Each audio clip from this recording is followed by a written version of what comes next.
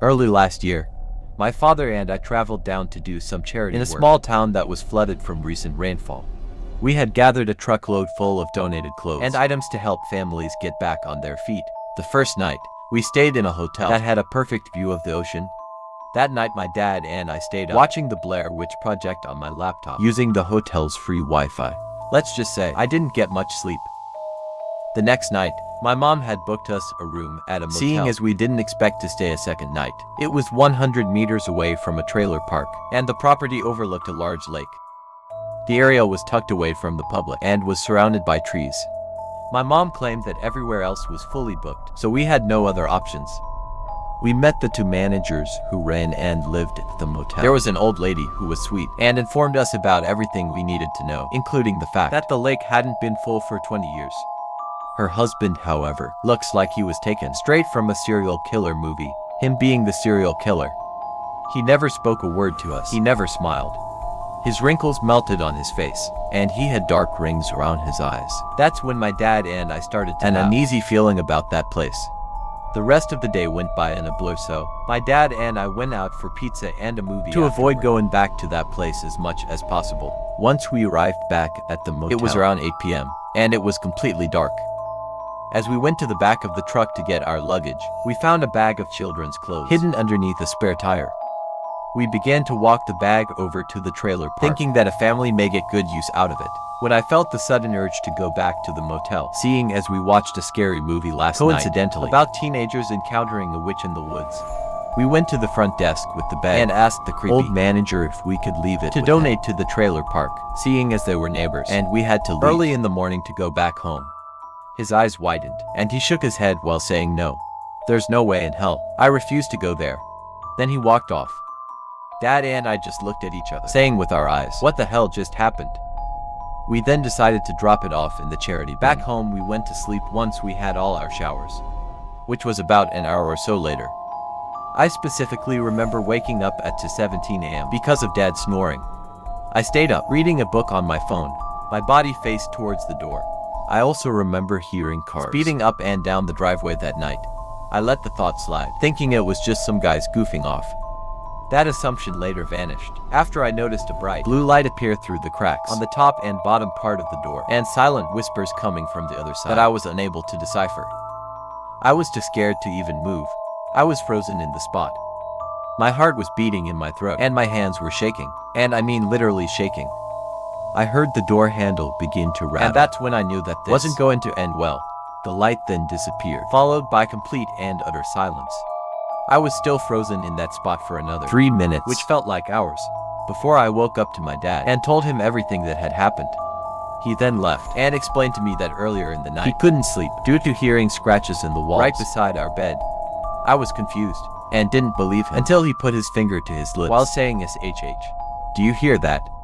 Everything went silent until I heard brief scratches coming from our bed frame. I shot out of the bed and told Dad that we needed to leave, so we left the room key on the bed while sneaking off to the truck. We ended up leaving at 2:00 a.m. Never will I ever go near that motel ever again.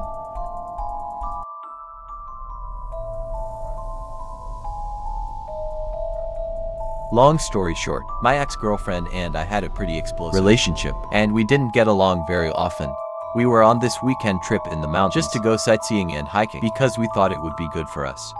But shit hit the fan in the hotel room on the second night, and basically, I couldn't sleep in the same room as her. Instead of getting another hotel room for myself for like $150, I drove literally down the road to a motel and stopped there to stay for a fraction of the price. My logic was, if I left for the night and gave her time to cool off, maybe things would be better by morning. I got a room for, I'm not lying, $1.50 for the night. When I was walking towards my room, the room next door was wide open. As I passed, I looked inside, and it was lit up by the blue glow of the TV screen, though from the angle I was at, I could not see what was on the screen. I didn't see anyone inside, but then again, I didn't stop to look like a weirdo. I proceeded to my room. It was a modest, normal-looking motel room for the price. Just a queen-size bed with a typical tacky floral bed cover, a TV, and a sofa. I wasn't really tired, so I just laid with the TV on and played games on my phone for a while. There was some weird noise from what I thought was coming from the TV, so I turned it off. But the noise persisted. It wasn't the TV. So I got up and listened, and realized it was coming from the room next door. I couldn't tell if it was a fighting couple, if it was the TV from next door, or if it was the sound of someone dying. It was just incredibly muffled. At this point, I had nothing else to do but to try and go to sleep. But then there was a banging on the wall separating the two rooms. I got up and went closer to the wall, and it happened again. It was without a doubt someone on the other side, pounding on it with their fist. Why were they doing this? I can't say I wasn't a little freaked out, but I had to just be a man and confront them. I went over next door. Surprisingly, the door to the room was still open, and the TV was still on, but there was no sound. I knocked on the open door, asking if there was a problem, or if someone needed help. There was no response. I could even see that the bathroom door was open, and the light was off. I stepped into the room, slowly, cautiously. When I cleared the wall, blocking the view of the sofa and the bed, and still saw nobody, I just stood there, all confused like. I went closer to the TV to look at what exactly was on the screen. It was just a blank blue screen. There was a sticky note on the screen. It had writing on it. I picked it off the screen. It said check under the bed. I dropped the note and ran out of the room, slamming the door. I ran back to my room and made sure to double lock the door with the chain lock. I crawled into bed and texted my girlfriend, telling her what just happened and that I was freaking out. She called me immediately, and I started telling her over the phone. As I was mid-explaining it, there were more bangs on the motel room wall.